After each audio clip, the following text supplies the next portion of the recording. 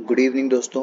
मेरा नाम है मुबशिर एंड आज की इस क्लास में हम डिस्कस करेंगे कि बहुत सारे जो जेकेएसएसबी के पोस्ट्स रिसेंटली एडवर्टाइज हुए हैं और जो आने वाले दिनों में एडवर्टाइज होने वाले हैं। तो डिफरेंट पे स्केल्स में क्या आपका पे स्केल रहेगा, क्या आपका इन हैंड सैलरी और क्रॉस सैलरी क्या रहेगी, और बहुत सारे जो पर्क्स वगैरह हमें मिलते हैं उस सब के बारे में हम डिस्कस करेंगे। तो चलिए स्टार्ट करते हैं। तो पहले हम डिस्कस करेंगे कि जो पे लेवल 2 है जिसमें हमारे पोस्ट आते हैं, जैसे कि जूनियर सुपरवाइज़र है कोऑपरेटिव्स का जो हाल ही में आपका एडवर्टाइज हुआ है। इसके अलावा आपके कांस्टेबल हैं जेकेपी के। इसके अलावा आपके बहुत सारे पोस्ट होते हैं जो लेवल 2 में एडवर्टाइज होते हैं।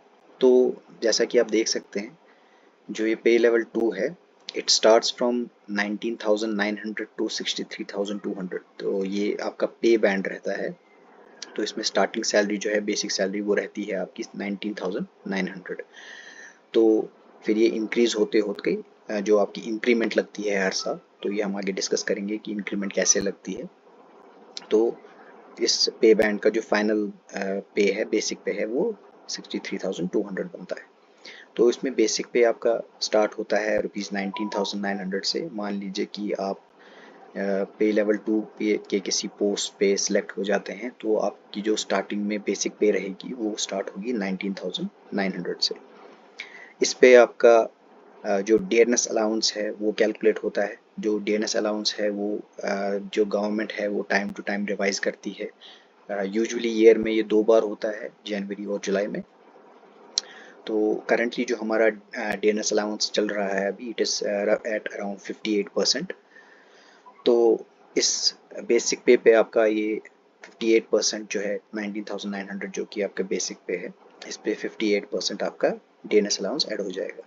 इसके अलावा आपको जो हाउस रेंट अलाउंस मिलता है ये वैरी करता है अर्बन एरियाज़ और रूरल एरियाज़ के लिए। तो जम्मू एंड कश्मीर में जो आपका के दो अर्बन एरियाज़ माने जाते हैं, जम्मू सिटी और श्रीनगर सिटी, तो यहाँ पे आप लोगों को एचआरए जो है 20% का लगता है।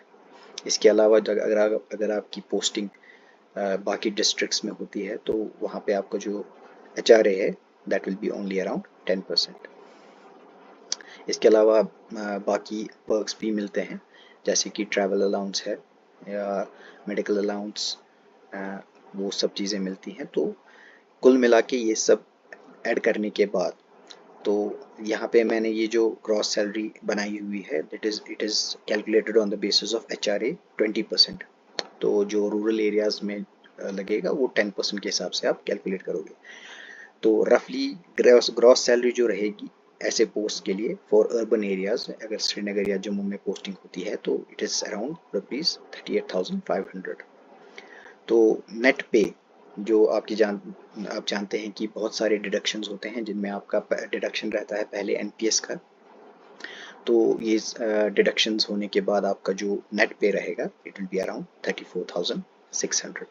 तो इसके अलावा मैं बोल दूं आपको कि this is for post other than JKP. JKP में क्या रहता है आपका, पुलिस में इसमें स्लाइटली इससे ज़्यादा रहेगा पे, क्योंकि आपका जेकेपी में जो है एक अलाउंस मिलता है जिसको हम हार्शनेस अलाउंस भी बोलते हैं, ठीक है।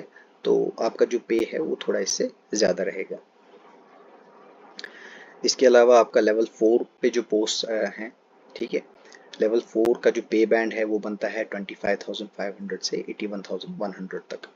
इसमें भी आपके बहुत सारे पोस्ट आते हैं, जैसे कि जूनियर असिस्टेंट के पोस्ट हैं वो लेवल 4 पे आते हैं। हाल ही में पंचायत सेक्रेटरी जो वीएलडब्ल्यू इसको पहले बोलते थे, तो इनको भी हाल ही में कैबिनेट का अप्रूवल मिल गया है। तो ये पहले लेवल 2 में आते थे but they have been revised to level 4 now. इसके अलावा एक्साइज एंड टैक्सेशन में जो सब इंस्पेक्टर्स हैं उनकी भी लेवल 4 है। इसके अलावा स्टॉक असिस्टेंट, वेटरनरी फार्मासिस्ट जो हाल ही में आपके एडवर्टाइज हुए हैं, तो इन सब पोस्ट का जो लेवल है वो रहता है पे लेवल 4। तो इस पे लेवल 4 में आपका जो बेसिक पे है दैट इज़ अराउंड 25,500। तो इस पे आपकी जो, जैसे कि मैंने पहले भी कहा, आपका जो बहुत बहुत सारे अलाउंसेस जो आपको मिलते हैं दैट इज़ एचआरए, डीए, तो ये सब जो आपका ऐड हो जाता है तो आपकी ग्रॉस सैलरी बनती है फॉर अर्बन एरियाज अराउंड 48,500। तो इसके बाद जो आपकी डिडक्शंस होंगी, this is for urban areas, ठीक है। सो आफ्टर डिडक्शंस आपकी जो सैलरी रहेगी वो होगी अराउंड 44,400। तो ये आपका जो इन हैंड सैलरी है वो पहले महीने से आपको स्टार्ट हो जाएगी, ठीक है।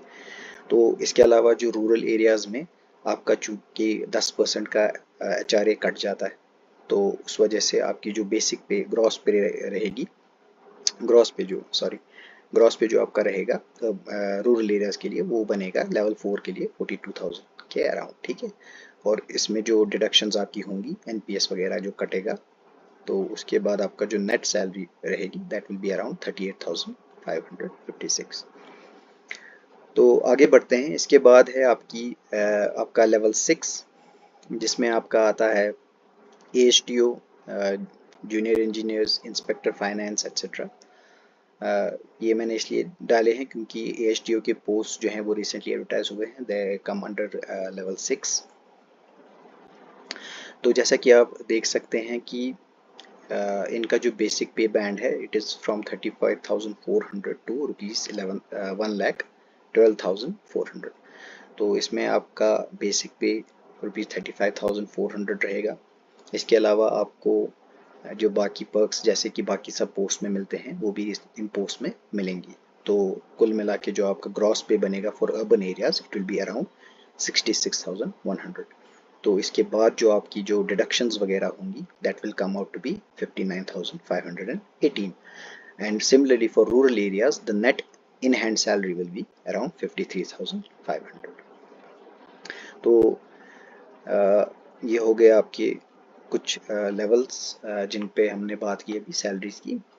तो इसके अलावा आपकी जो इंक्रीमेंट्स होती हैं वो इंक्रीमेंट्स कैसे मिलती हैं। पहले तो आपका जो इंक्रीमेंट होता है वो हर साल आपको मिलता है, ठीक है। जो आपकी बेसिक पे है उस पे इंक्रीज हो जाता है। जैसे कि फॉर एग्जांपल आपका अगर बेसिक पे करंटली 25,500 मान लो आप लेवल 4 में हो, तो आपको फर्स्ट ईयर जो सैलरी होगी उसका बेसिक पे रहेगा 25,500। नेक्स्ट ईयर जो आपको इंक्रीमेंट मिलेगी पहली इंक्रीमेंट, तो उस इंक्रीमेंट में आपको क्या मिलता है 3% आपका बेसिक पे इंक्रीज हो जाता है, ठीक है। इसके बाद आपका क्या है, ये जो इंक्रीमेंट है ये इंक्रीमेंट आपको हर साल बेसिक पे को 3-3% बढ़ाया जाता है, ठीक है। फिर इंक्रीमेंट आपको कब दिया जाता है, यूजुअली ये 1 जैन पे दिया जाता है या 1 जुलाई। ये डिपेंड करता है कि आपकी ज्वाइनिंग डेट या डेट ऑफ अपॉइंटमेंट जो है ये कब की है। मान लीजिए कि अगर आप जुलाई से पहले अपॉइंट होते हैं, ठीक है, आप जून में या मई में कहीं पे अपॉइंट होते हैं, तो आपकी जो इंक्रीमेंट लगेगी वो नेक्स्ट ईयर आपके जैन में ही लग जाएगी, ठीक है। मगर अगर आप जुलाई के बाद अपॉइंट होते हैं तो आपकी जो इंक्रीमेंट लगेगी वो अगले साल जुलाई में लग जाएगी 1 जुलाई से, ठीक है। तो ये डिपेंड करता है कि आपकी अपॉइंटमेंट कब हो रही है। अगर आपकी अपॉइंटमेंट जुलाई के बाद हो रही है तो आपकी जो इंक्रीमेंट है वो जुलाई के बेसिस पे ही लगेगी और हर साल आपकी इंक्रीमेंट जो है वो जुलाई में लगती जाएगी, ठीक है। और अगर आपकी अपॉइंटमेंट जुलाई से पहले है तो आपका हर साल जो इंक्रीमेंट है वो जुलाई से पहले यानी कि जनवरी में आपका इंक्रीमेंट लगते जाएगा, ठीक है। तो करियर प्रोग्रेशन पे बात करते हैं। तो करियर प्रोग्रेशन जो है यहाँ पे हर डिपार्टमेंट का अलग अलग रहता है करियर प्रोग्रेशन। कुछ डिपार्टमेंट्स हैं जैसे कि जिनमें कि काफ़ी स्टैग्नेशन है, और कुछ डिपार्टमेंट्स है जहाँ पे आपके प्रमोशन के एवेन्यूज़ जो हैं वो थोड़े ज़्यादा रहते हैं, ठीक है। जैसे कि अब देखते हैं, देखिए करियर प्रोग्रेशन में आप तो सबसे पहले डिपार्टमेंटल एग्ज़ाम्स होते हैं। बहुत सारे डिपार्टमेंट्स हैं जैसे कि आप एक्साइज एंड टैक्सेशन में आपका जो डिपार्टमेंट है उसमें डिपार्टमेंटल एग्ज़ाम होता है हर लेवल के लिए। जैसे सब इंस्पेक्टर्स अगर आप अपॉइंट होते हैं तो सब इंस्पेक्टर से फिर आपको इंस्पेक्टर बनने के लिए एक डिपार्टमेंटल एग्ज़ाम होता है जो कि JKPSC कंडक्ट करता है। इसी के अलावा आप लोगों को जो जूनियर असिस्टेंट्स का एग्ज़ाम, जूनियर असिस्टेंट्स अगर आपके पोस्ट अगर आप जूनियर असिस्टेंट के पोस्ट पे अपॉइंट हो जाओ तो इसमें क्या होता है कि आपका एग्ज़ाम भी PSC ही कंडक्ट करता है, ठीक है। बट उनमें एक एग्ज़ाम वन टाइम, ये एग्ज़ाम वन टाइम ही होता है। तो जो जो ये एग्ज़ाम क्वालिफाई करेगा तो उनके प्रमोशन के चांसेस बढ़ जाते हैं। ऑब्वियसली आपका सीनियरिटी लिस्ट भी बनता है। ये ऐसा नहीं है कि आप एग्ज़ाम क्वालिफाई करेंगे और आपकी प्रमोशन हो जाएगी, ऐसा नहीं होता। ठीक है, तो इसमें क्या होता है, जैसे ही आप एग्ज़ाम पास करेंगे और जिन जिन लोगों ने आपके साथ एग्ज़ाम पास किया होगा तो अकॉर्डिंगली आप लोगों का सीनियरिटी लिस्ट बनेगा। ठीक है, तो जो सीनियरिटी लिस्ट में आगे होगा तो विद टाइम, जिसका टाइम आते जाएगा उसमें उसकी प्रमोशन होती जाएगी। Obviously it also depends on vacancy, कि डिपार्टमेंट में वैकेंसी कितनी है हायर पोजीशंस के लिए। तो आप जानते हैं कि इसमें हर पोस्ट के लिए तो नहीं, बट मेजॉरिटी ऑफ पोस्ट के लिए, हायर पोस्ट के लिए आपको वैकेंसी जो होती है उसमें कोटा होता है प्रमोशंस का कुछ, और कुछ कोटा होता है आपके डायरेक्ट रिक्रूटमेंट्स का। तो वो डिपार्टमेंट अकॉर्डिंगली देख के आपको प्रमोट करता है। ठीक है, और ये डिपेंड करता है कि आपका डिपार्टमेंट कौन सा है। ठीक है, तो that's all for today, and thank you, and I wish you all the best for all the exams coming, and I wish you all success. Thank you.